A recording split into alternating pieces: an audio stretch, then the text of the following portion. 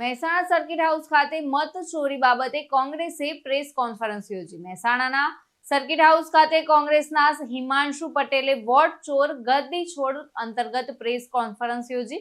તો હિમાંશુ પટેલે જણાવ્યું કે વિસનગરના બકરપુરા ગામે એક જ નામની મહિલાના 2 મતો પડ્યા છે અને હજુ વધુ નામ શોધવાની પ્રક્રિયા ચાલુ છે। ત્યારે આગામી 3 ઓક્ટોબરથી 10 ઓક્ટોબર સુધી કોંગ્રેસ દ્વારા સમગ્ર દેશમાં સહી ઝુંબેશ કરી આ અંતર્ગત લોક જાગૃતિનો કાર્યક્રમ હાથ ધરવામાં આવ્યો છે। સમગ્ર દેશની અંદર અમારા રાષ્ટ્રીય નેતા જનનેતા રાહુલજીએ કર્ણાટક, બિહાર અને અમુક એનજીઓ દ્વારા વોટ ચોરી અને મતદાર યાદીની ગડબડોની રોજે રોજ ફરિયાદ અને વાત ઉપરથી તપાસ કરી તો કર્ણાટકમાં પણ એક મોટું મતદાર યાદીની ગડબડો પકડાઈ, બિહારમાં પણ પકડાઈ, એક સરપંચની ચૂંટણીમાં પકડાઈ, ગુજરાતની અંદર ભાજપના પ્રદેશ પ્રમુખ CR પાટીલના લોકસભા વિસ્તારની એક વિધાનસભાની તપાસ કરાતા 22,000 મતની શંકાસ્પદ મતો એમાંથી મળ્યા। એ આ સમગ્ર પ્રકરણથી આજે ભારત દેશનો તમામ મતદાર અને નાગરિક એક શંકાથી જીવે છે કે શું હું જે મત આપું છું એ મારો મત સાચો પડે છે, મારો મત એ હું જેને મત આપું છું એ મારો પ્રતિનિધિ છે કે મારા મત સાથે રમત થાય છે।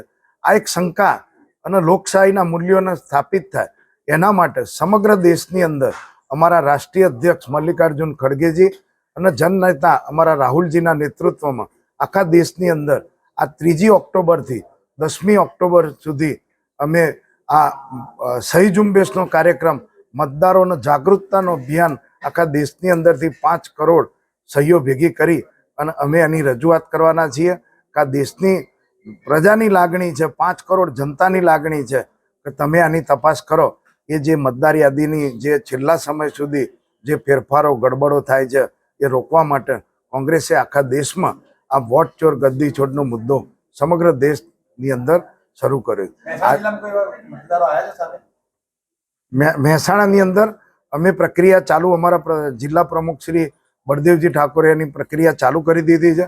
થોડાક જ સમયની અંદર એ પણ બહાર પાડીશું કે કયા મતો કયા વિસ્તારમાં ગડબડ છે અને કલેક્ટર ને ચૂંટણી પંચને મોટી રેલી સ્વરૂપે 4-5 હજાર માણસોની રેલી સ્વરૂપે અમે મુદ્દાઓનું એમને ત્યાં રૂબરૂ અમે રજૂઆત કરવાના છે। જે વસ્તુ તમે કહો છો કે અમે શોધીશું, પછી કાયદાકીય કોઈ પ્રોસિજર કરવામાં આવશે ખરી?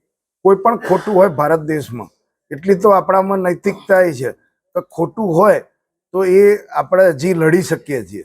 અને અત્યાર સુધી જે વોટ ચોરી આપણે મશીનો ઉપર EVM પર કરતા હતા, પણ આ તો આખી મતદાર યાદીઓની અંદર ગડબડો કરીને આખા સાંજના મતના આંકડા તમે 4 વાગ્યા સુધી જુઓ તો 48% હોય અને 1 કલાકની અંદર તમે બીજા દિવસે બપોરે તમને લિસ્ટ મળે તો 65%, 67% મતદાન થઈ ગયું છે।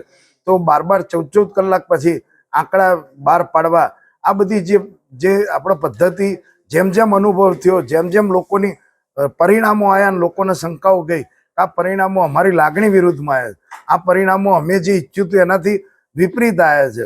એ પરિણામોને લઈને આખા ગુજરાતની અંદર ને દેશની અંદર પ્રજામાં એક જન આક્રોશ ઉભો થયો કે અમે જે ચાહીએ છીએ ઉમેદવાર નથી જીતતો।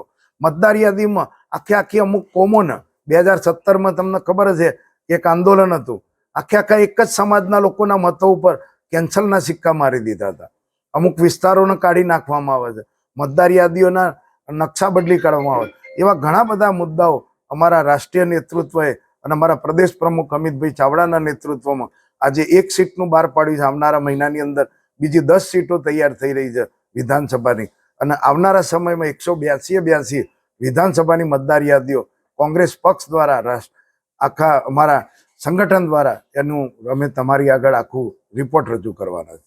તરુણ પ્રજાપતિ સાથે ચક્રવાત ન્યૂઝ મહેસાણા।